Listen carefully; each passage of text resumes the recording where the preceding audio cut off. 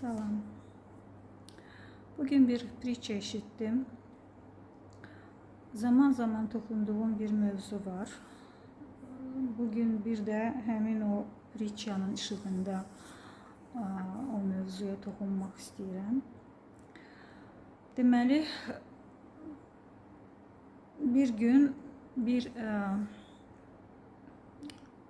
eşek və pələng mübahisə eləməyə başlayırlar. Eşek deyir ki, ot göy rəngdədir. Pələng deyir ki, nə danışırsan, ot yaşıl rəngdədir. Bunu hər kəs bilir. Eşek deyir göydür. Pələng deyir yaşıldır, eşek deyir göydür. Neysə mübahisə qızışır. Pələng artıq, eşek artıq əsəbləşir. Deyir ki, gəl gedək bunu heyvanların şahı olan şirə danışaq. O qərar versin, görək kim haqlıdır. Gəlirlər şirin yanına, deyirlər ki, ey heyvanların şahı, biz belə bir məsələ üstündə mübahisə edirik, sən özün hökm ver, kim haqlıdır? Eşek deyir ki, mən deyirəm ot göydür, o deyir ki, yaşıldır. Şir deyir ki, düz deyirsən sən, ot göydür. Sən haqlısan və pələngə bir ay susmaq cəzası verir. Bir ay danışmamaq cəzası verir. Pələng biraz da şoka düşür. Onsuz da şokdaydı. Yaxınlaşır şirə, deyir ki, ay şir, sən necə belə bir ədalətsiz qərar çıxardın, hökm verdin? Axı ot yaşıldır. Mən artıq özümdən şübhə etməyə başladım. Şir deyir ki, mən sənə cəzanı ot yaşıl olmadığına görə vermədim. Sən haqlısan, ot yaşıldır, amma mən sənə eşəklə mübahisə elədiyinə görə cəza verdim. Necə ola bilər ki, sənin kimi ağıllı, sağlam düşüncəli bir heyvan eşəklə mübahisəyə girişib. Bax, buna görə mən sənə cəza verdim. Deməli, pritçanın hikməti aydın məsələdir ki, bütün hikmətli hekayələr kimi, bütün hikmətli sözlər kimi və ümumiyyətlə bütün ən adi mətnlər və cümlələr kimi konkret bir konteksti özündə ehtiva edir. Yəni, konkret bir mənanı ehtiva edir və onun öz konteksti var. Yəni, bunu kontekstdən kənara çıxarıb, şərh edəndə ortaya biraz mübahisəli məqamlar çıxa bilər. Yəni, necə yəni biz onda icazə verək bütün eşəklər istədiyini desin, ağ yalan danışsın, biz susaq. Yəni, bu cür yanaşa bilər insan, bu cür yanaşanlar ola bilər. Amma dediyim kimi, hər bir hikmətin öz konkret məqamı var. O bir məqam üçün, yəni ən adi atalar sözlərinin belə öz konteksti var. Yəni, biz o kontekstdən kənara çıxaranda, onu biraz başqa tərəflərə, başqa mənalara yozmağa çalışanda orada həmin atalar sözünün hikmətinə hətta xələl gələ bilər. Yəni. Ona görə də ümumiyyətlə biraz haşiyəyə çıxıb, mövzudan kənara çıxıb bir şey demək istəyirəm ki, ümumiyyətlə hər bir hekayə olsun, ümumiyyətlə adi bir mətn olsun, adi bir, bax indi bu YouTube videosu olsun, bir çıxış olsun, bir Facebook statusu olsun, hər şeyin, hər bir mətnin, hər bir yazının, deyilən sözün öz konteksti var. Və mənə görə ümumiyyətlə insanın müdrikliyinin ən əsas göstəricilərindən biri konteksti tutma qabiliyyətinin olmasıdır. Yəni insan nə dərəcədə konteksti tuta bilirsə, kontekstdən kənar şərh vermirsə məsələlərə, bax o qədər insanın müdriklüyü, yəni ağlının səviyyəsi o qədər dərindir mənə görə. Və bunu niyə dedim? Yəni dediyim kimi bu hekayənin də öz konkret konteksti var.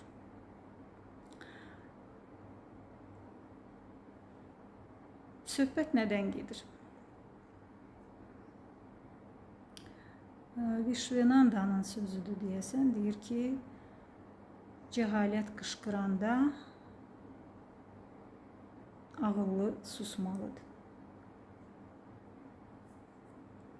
Cəhalət qışqıranda ağıllı susmalıdır. Söhbət ondan getmir ki, sən öz həqiqətini deməməlisən, öz doğrunu deməməlisən, doğru bildiyin şeyi ümumiyyətlə deməməlisən, gizli saxlamalısan. Sən mübahisə etməməlisən. Mübahisə etməməlisən. Cəhalətin qışqırdığı yerdə sən öz doğrunu mübahisə şəklinə gətirib yeritməyə çalışmamalısan. O nə qədər doğru olursa olsun. Ən doğru şey belə sən onu mübahisə sahəsinə gətirəndə o doğru olmaqdan çıxır müəyyən mənada. Yəni sən artıq orada həqiqəti müdafiə eləmirsən. Sən orada haqlı olduğunu ortaya qoymağa çalışırsan. Sən haqlı olduğunu sübut eləməyə çalışırsan. Sən artıq orada həqiqətin tərəfində çıxış eləmirsən. Həqiqət cəhalətdən fərqli olaraq həqiqət qışqırmaz. Həqiqət, məsələn, pələng normalda nə etməli idi? Şirin əslində qəbul etmədiyi şey nə idi? Pələng deməli idi ki, ot yaşıldı və sakitcə çıxıb getməli idi. O eşşəklə mübahisəyə girişməməli idi. Mübahisəyə girirsənsə, sən artıq orada həqiqətin tərəfində olmursan artıq.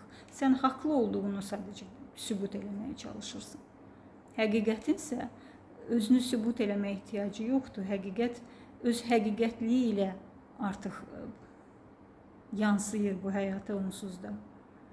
Onun qışqırmağa, onun hayküy salmağa, onun mən buradayam deməyə ehtiyacı yoxdur. Əksinə həqiqət məhz sakit qalanda o iş görməyə başlayır. Ona görə də bu pritçanı dediyim kimi bugün xüsusilə bugün bu məsələ çox aktual olduğu üçün mən bu pritçanı danışmaq istədim. Çünki çox bəlkə də bütün dövrlərdə olub, sözsüz ki olub, amma bugün bu mübahisə məsələsi çox eybəcər bir hal alıb, çox artıq nə bilim sosial şəbəkələrə girmək olmur bunun əlindən. Hər yerdə mübahisə, hər yerdə hər kəs öz haqlı olduğunu göstərməyə çalışır. İnsan bir şey çəkir, paylaşır, bir video çəkir, paylaşır. Nə bilim, kimsə bir itə kömək eləyir, bir pişiyə kömək eləyir. Mütləq onun altına girib, burada nəyinsə bir qüsuru tapıb, burada nəyinsə doğru olmadığını göstərən bir rəy yazılır ora. Sonra bu adam başlayır onunla mübahisəyə. Birini o deyir, birini o deyir və bir də baxırsan artıq kommentari bölməsində dava gedir. İnsanlar artıq əlbəyaxa döyüşmür. İndi burada gedir bütün davalar. İnsanlar bir-birinə kin püskürür az qala.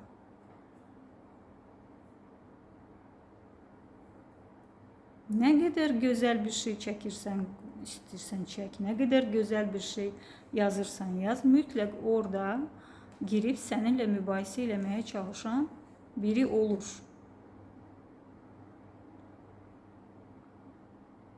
Amma sən ona qoşulmamalısın. Bax, pələngə buna görə cəza verir. Sən haqlısansa, sənin mübahisəyə qoşulmağa ehtiyacın yoxdur. Çünki mübahisə o həqiqəti yaymır bu dünyaya. Bunu bir dəfəlik başa düşmək lazımdır. Mübahisə, tənqid, bunlar yaymır, bunlar artırmır onu. Əgər sən bu dünyanın çirkinliklərini, qüsurlarını bəyənmirsənsə, sakit qalmalısan. Bax, söhbət bundan gedir. Hər kəs paylaşır, hər kəs nəyisə tənqid edir. Tənqid sözü hələ ən gözəl sözdür, əslində ən yumuşaq sözdür. Bütün günü bax, açıram, şəxsən mən öz Facebook səhifəmi açar-açmaz 99% postlar, statuslar tənqid üzərinə qurulub. Tənqid dediyim içində əsasən lağlağı məsxərəyə qoymaq, ələ salmaq və bütün bunların adını da qoyurlar. Mən bunu çəkib göstərirəm, mən bunu yazıb göstərirəm ki, bu qüsurludur, bu yaramaz bir şeydir. Bu cəmiyyət üçün ləkədir.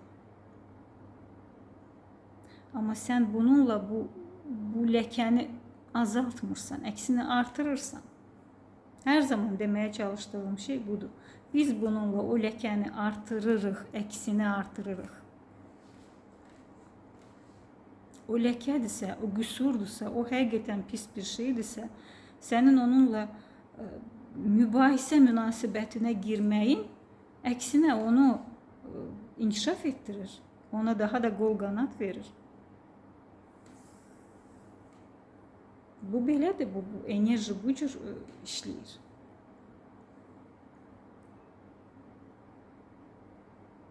Sən həqiqətən nə bilim, həqiqətin tərəfindəsənsə, sən hesab edirsən ki, sən doğrusan. Bunlar qüsurlu şeylərdir, bunlar eybəcər şeylərdir. O eybəcərliyə susmalısan. Ən böyük cəza, ən böyük cəza ona laqeydlikdir. Sən niyə mübahisəyə girişirsən? Virtual olaraq da olsa mübahisəyə girişirsən. Sən onunla konfliktə girirsən. Onda sən ondan nə fərqin qalır? Üstəlik sən onu daha da qızışdırırsan. Düşünün, bir tərəf pisdirsə, bir tərəf haqsızdırsa, yəni bu pričadakı eşşək kimidir, aydın məsələdir ki, eşşək yanlış tərəfdir, pələng haqlı tərəfdir. Yəni ortada bir eşşək varsa, bir yanılan tərəf varsa, sən onun durmadan onun yanıldığını deyirsən. Necə ki, orada eşşək əsəbləşib, axırda şirin yanına gedir. Beləcə də biz bu qüsurlu şeyləri biz daha da qıcıqlandırırıq, daha da qızışdırırıq. Onlar daha da belə alovun üstünə neft tökən kimi onlar daha da özlərindən çıxırlar, daha da qabağa gedirlər. Bir addım da atırlar o eybəcərliyə doğru. Artır, bu artır, get-gedə artır. Onu biz sakit buraxsaq, qüsur elə bir şeydir ki, qüsur sakit duranda özünü təmizləyəcək.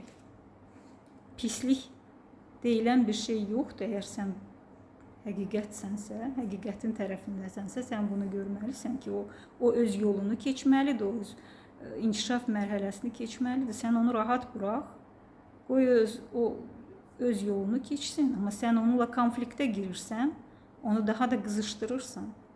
Yəni, bulanıq suyu sakit buraxsaq, biz rahat buraxsaq, o durulacaq birazdan. Amma biz durmadan onu çalxalayırıq. Bax, bizim bütün gün elədiyimiz, bütün bu sosial şəbəkələrdə bizim deyəndə mən bunu eləmirəm. İnsanların bütün günü elədiyi o bulanıq suyu çalxalamaqdır. və yaxşı bir şey olurmu? Yaxşıya bir gedirmi bu? Dəyişirmi nəsə yaxşıya doğru? Şübhə edirəm.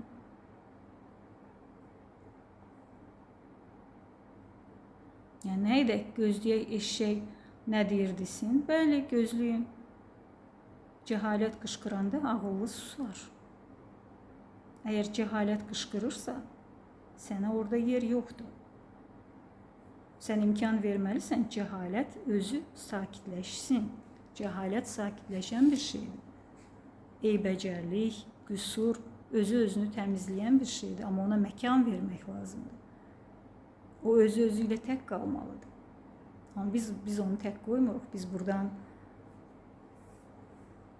təkan veririk daim. Daim onu tərpədirik. Ona görə mən hər zaman deyəndə ki, tənqid mənasız bir şeydir və nəinki mənasız, tənqid hətta ziyanlı bir şeydir. Bax, mən bunu demək istəyirəm.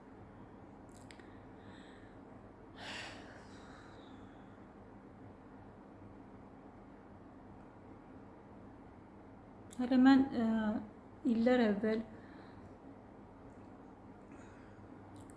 çox əvvəllər Tolstoy oxuyanda, orada Tolstoyda mənə çox təsir edən şeylərdən biri məhz bu məsələ ilə bağlı idi. Deyirdi, ümumiyyətlə Tolstoy xristianlıq fəlsəfəsi ilə təbii olaraq çox bağlı olduğu üçün hər zaman pisliyi ifşa etməməyi tövsiyə edirdi. Pisliyi ifşa etməməyi.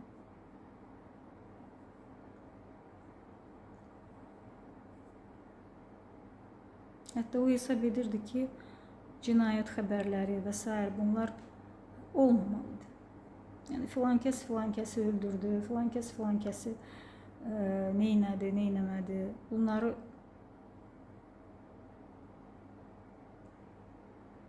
Səfirlərdə Jean Valjean'a necə davranır Keşiş Miriel və o Keşiş Miriel nə edir? Bütün Jean Valjean'ın həyatını dəyişir. Onu Jean Valjean'a çevirir. Dünya ədəbiyyatının ən gözəl, daxilən ən yaxşı obrazlarından birinə çevirir. Nəyin hesabına olur bu? Victor Hugo onu başlanğıcda onun əsasını o cür qoyur. Məhz Keşiş Miriel'in onun hərəkətinə göz yumması ilə. Yəni ifşa etmir onu. Bağışlamaq, bax, xristianlıqda olan bu bağışlamaq həmin şeydir. Pisliyə pisliklə cavab verməmək. Susmaq, laqeyd qalmaq, pisliyə məkan vermək. İmkan vermək ki, pislik özü-özünü təmizləsin. Çünki pisliyin içində artıq yaxşılıq var. Necə ki, xəstəliyin içində artıq sağlamlıq var. Çirkinliyin içində artıq gözəllik var.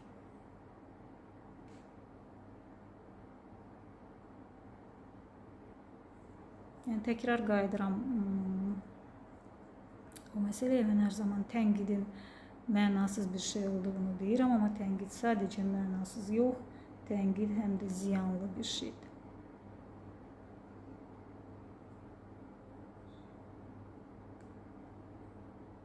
La Rochefoucauld'un sözüdür, səhv etmirəmsə, deyir, mübahisənin haqlı tərəfi olmur. Təbii ki, iki tərəfdən biri daha haqlıdır. Bu eşşək və pələng məsələsində olduğu kimi. Amma sən mübahisəyə girərək artıq haqlı ikən də haqsız duruma düşürsən. Bir şey pisdirsə, eybəcərdirsə,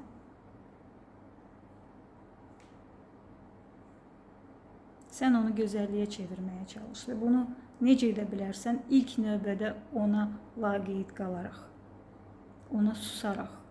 Heç kim sənə demir ki, denən ki, bu gözəl bir şeydir. Necə ki, heç kim pələngə demirdi ki, sən denən ki, ot göydür. Sən denən ot yaşıldır. Səndən soruşan olsa, denən ki, ot yaşıldır.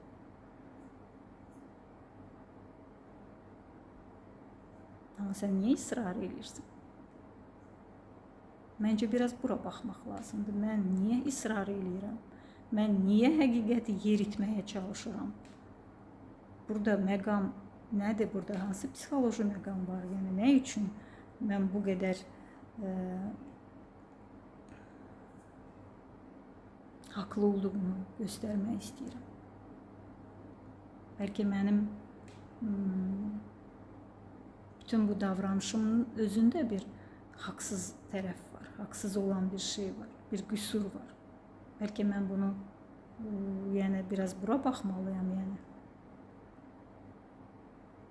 Bəlkə mən o qüsurlara baxmaqdansa biraz əvvəlcə o qüsuru ifşa etmək istəyimə, həvəsimə baxım, görüm o hardan gəlir, o hardan qaynaqlanır. Belə, yəni təxmini bunları paylaşmaq istədim.